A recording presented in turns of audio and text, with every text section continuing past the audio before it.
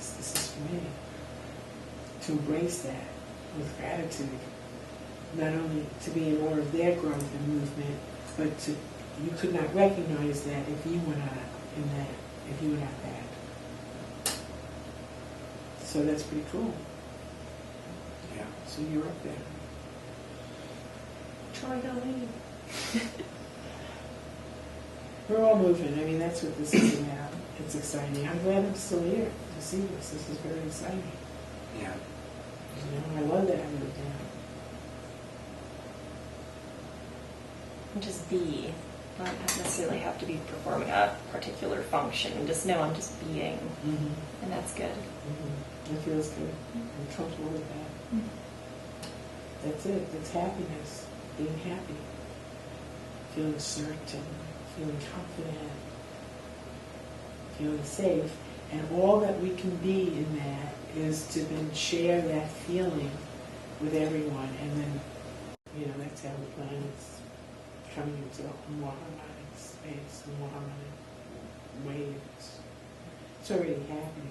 But the harmony comes really from us raising our consciousness and us raising our vibrations and raising our allowance. Because the happier we are, it's like a pipe opening up and allowing more energy to flow through. So it's like the reason why it hurts so much when we're angry or depressed or in those lower vibrations is because we're condensing this pipe of energy that's flowing through us, and it's a lot of pressure. And so at that point, you just let go, release it, the energy will flow through. And that's what we need to really do right now, because in raising our consciousness and not getting stuck in left-brained and logical stuff, everything happens, is logical, but you don't always understand it at that time. You may not understand it even in this incarnation. You might not understand it later. I don't know about that, but that you have your time, you have your role, and live it in the multidimensional place, and allow the energy to flow through those different places as they will. And stop trying to make one level of existence more important than the other. Because if you try to say, oh, well, you know, the divine realms and being one with everything, that's what's really important, then you're missing the whole reason why we're incarnate. We're here to live on the leading edge of creation. It's the leading edge of creation is because everywhere is the leading edge of creation, but it's in creating ourselves and what we create around us and what we create through us is really the conduit and the flow that really is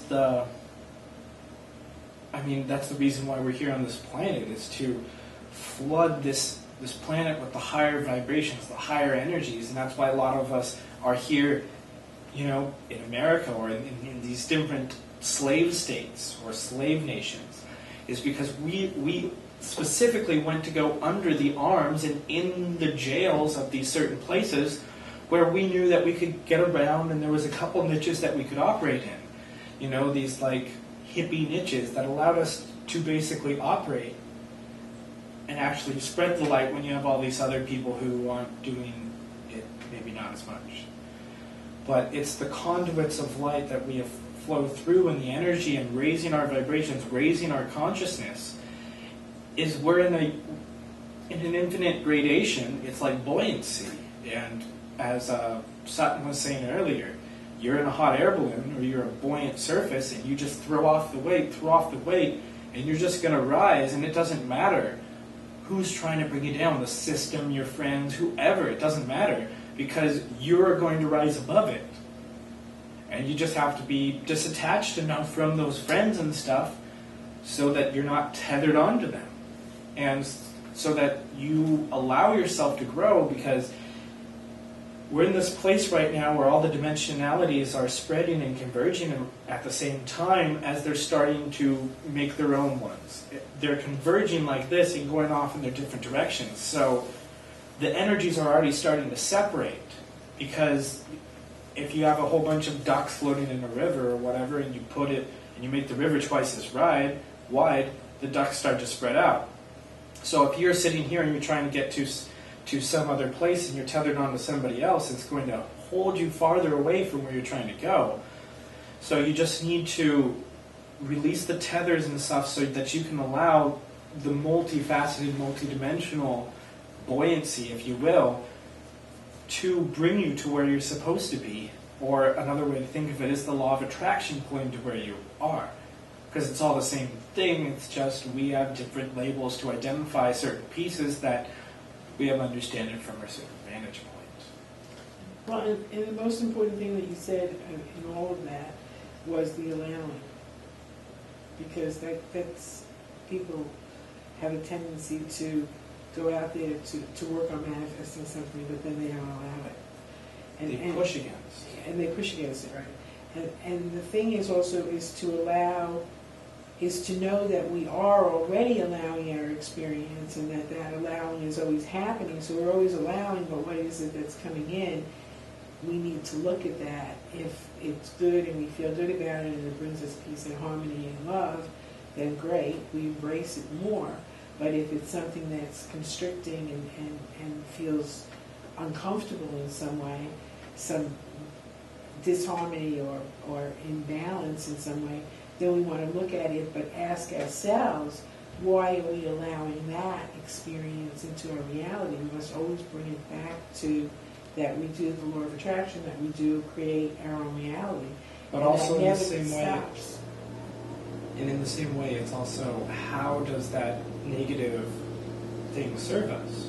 Because we may have Absolutely. something that we don't like, but then we'll say, oh, well, that gives me the excuse to not have to go to work, Right. or not have to do this, or to be able to do this without doing this, or whatever.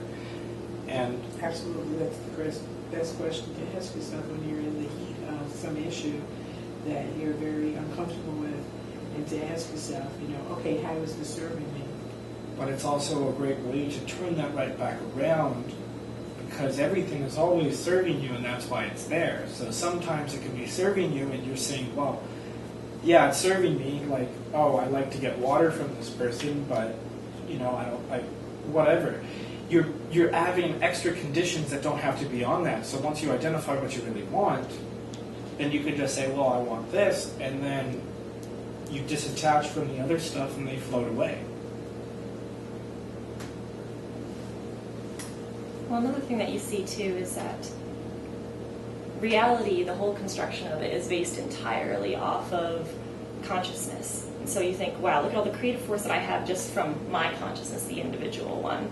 And then think of, okay, so reality is based off not just what mine is, but what that person and that person and that person and everybody is contributing to what this time matrix reality is like.